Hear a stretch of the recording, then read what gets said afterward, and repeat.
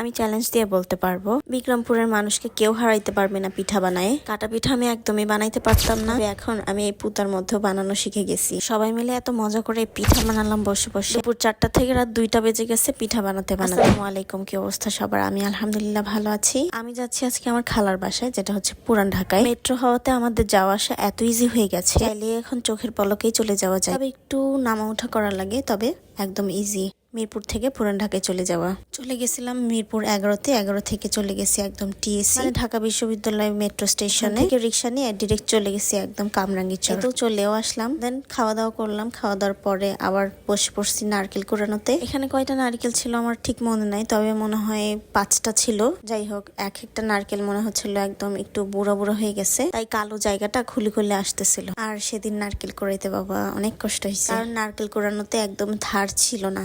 কষ্ট হয়েছে প্লাস অনেক টাইমও লেগেছে। দেখেন 5টা নারকেল কুড়াইতে হবে, আমি মাত্র কুড়াইছি একটা নারকেল। আর যে কালো কালো দেখতেছিলেন এগুলো উঠাই ফেলা হয়েছে পরে। আর এই পাশে আম্মু চালের গুঁড়া হচ্ছে মথে নিবে, আমি হচ্ছে চুলার কাছে ছিল। অনেক কষ্ট করেছে মামি।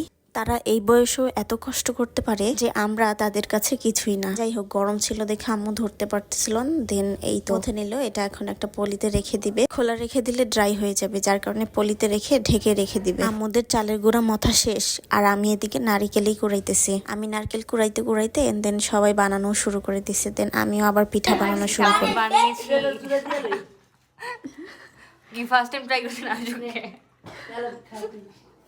পিঠা বানাতে বানাতে কিন্তু আমরা মাঝখানে রেস্টও নিছি, দেন চাও খেলাম। একবার একঘেয়েমি হয়ে কাজ করতে কিন্তু ভালো লাগে না, মাঝখানে রেস্ট নেওয়া একটু অবশ্যই দরকার। জান্নাত আমি চেয়ার্স করে নিলাম, দেন আবার কাজ শুরু করে দিলাম। পিঠা বানানো না, সবাই বসে এইভাবে মজা করে কথা বলে বলে পিঠা বানাইলে অনেক ভালো লাগে, বোরিং যায় না টাইমটা। আর এই তো আমি পিঠা বানাচ্ছি, পিঠাগুলো ছোট ছোট করে বানানো ট্রাই করতেছিল। এইখানে দেখে হয়তো বড় লাগতে পারে, কিন্তু পিঠাগুলো অনেক ছোট ছিল। আমার হাতের স্পিড দেখেন, কি স্পিডে কাজ করে তারা। আর চুলার মধ্যে গুড় আর পানি বসাই দিছে, এটা জাল হতে থাকবে, পিঠাগুলো হবে আর এর মধ্যে ছেড়ে দিবে। আপনাদের দেশে এই পিঠার নাম কি বলে বলেন তো? আমাদের দেশে বলা হয় দুধ পুলি পিঠা। আর আমাদের দেশে এই পিঠাটাই হচ্ছে একটু বেশি ফেমাস। আমাদের মাহমুদও কিন্তু কাজ করতেছে, দেখছেন? ও সুন্দর বসে বসে গোল গোল করে দিচ্ছিল, আর একজন বাটি করে দিচ্ছিল, আর একজন পিঠা বানাচ্ছিল। এইভাবে কিন্তু অনেক ইজি ভাবে হয়ে যায়। আর যেহেতু ছোট ছোট পিঠা, টাইমও অনেক লাগবে, এটাই স্বাভাবিক। দেন এখানে দেখলাম আম্মু ডিজাইন ডিজাইন করে এরকম পিঠা বানাইছে। দেন দেখেন ঢাকনা বানাইছে, কলসি বানাইছে, তারপরে বউ জামাই বানায়, অনেক সুন্দর করে বানায়।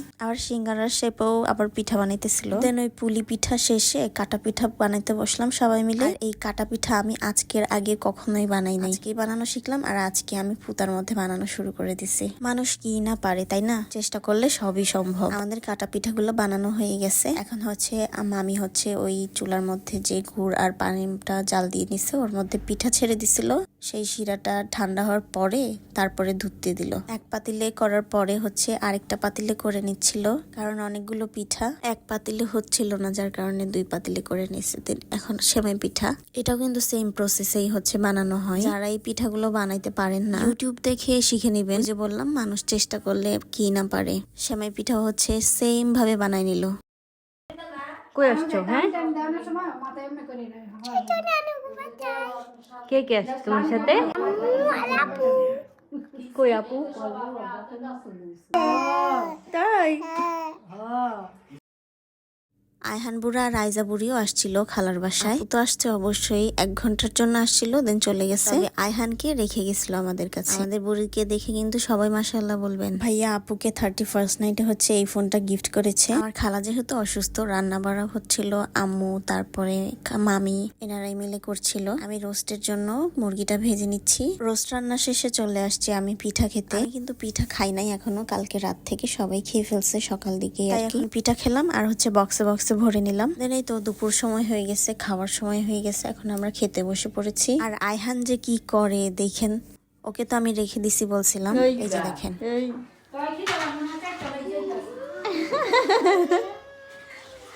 কি আসিটা দিছে জানা দেখ, জানা দি দেখ করে।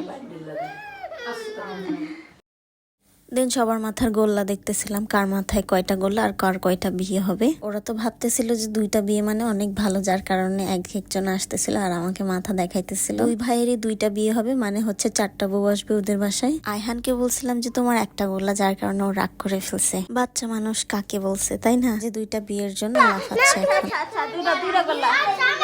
দুটা করলাম।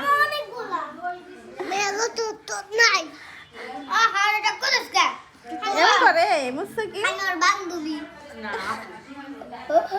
আমার বান্ধবী বলে। আচ্ছা আচ্ছা আচ্ছা দুইজনেরই আমার কাটাকাটি করে দে বৌদি বড়াই সালাই করো আসতে দিবা। মুস্তাকিম কোনটা? হইছে। কে দিছে তুমি কে দিছে না হয় নাই হয় না ও বলবো কে দিছে কে দিছে আহা ওই বলবো না আয়হান দিছে, চাদরের মধ্যে কে দিছে তাতে তাতে জান্নাত দিছে। এই যাইছে তোমার আঙ্গুলের হয় না গুড়ো রাইসা দিছে গুড়ো এবার বসো তুমি। আস্তে আস্তে বলো না হয় না আবার বসো, আবার বসো, কি হয় নাই তো তোমার কথা বলছি আবার বসো। আবার আরে আরে ঘুরবা না যখন বলবো পিছে ঘুরো তখন যেহেতু আমি খেলার ভিডিওটা আগেও দিয়েছিলাম পেজে, তাই এখন আর ফুল ভিডিওটা দিলাম না। আয়হান একদম প্যাকেট হয়ে বের হয়েছে, যেহেতু অনেক ঠান্ডা ছিল সেদিন, রোদও উঠে আমরা চলে গিয়েছিলাম আমার মামাতো বোনের বাসায়। দেন আমরা কম্বলের নিচে বসে বসে হালিম খেলাম। আমাদের সাথে মাহমুদও আসছে। আয়হানের বাসা যেহেতু 10 মিনিটের ডিস্টেন্স, চলে আসলাম ওই বাসা থেকে এই বাসায়। এটা হচ্ছে আইজামনের বাউন্সার, এটা জান্নাতে ভিডিও করেছিল, তবে ওকে এটার মধ্যে বসিয়ে তারপরে আমি ভিডিও করতে চেয়েছিলাম, রিয়াকশন দেখতাম আর কি ও কেমন করে। Then এখন হচ্ছে আবার যাওয়ার পালা আমাদের। আমি তো বলছিলাম এই 1 ঘন্টার জন্য আপু ওই বাসায় গিয়েছিল, আবার 1 ঘন্টা পর চলেও আসছে ব্যাক। আমরা তো প্রথমে বাসায় হারাই ফেলছিলাম ওখানে যেয়ে, তারপরে কোন রকম কল টল দিয়ে তারপরে আবার বাসা খুঁজে পেলাম। এখন হচ্ছে আবার চলে যাচ্ছি খালার বাসায়। মাহমুদও আমাদের সাথেই আছে আর জান্নাত তো আছেই। আম্মু আমি চলে যাচ্ছি এখন খালার বাসায়। একদিন সকালে নাস্তা করে ব্যাক করেছি মিরপুরে, সেই আগের মতোই রিক্সা নিলাম, রিক্সা দিয়ে চলে আসছি ঢাকা বিশ্ববিদ্যালয় মেট্রো স্টেশন। মেট্রো স্টেশন থেকে মেট্রোতে করে চলে যাব মিরপুর 11। মাঝে মাঝে এরকম ছোট ছোট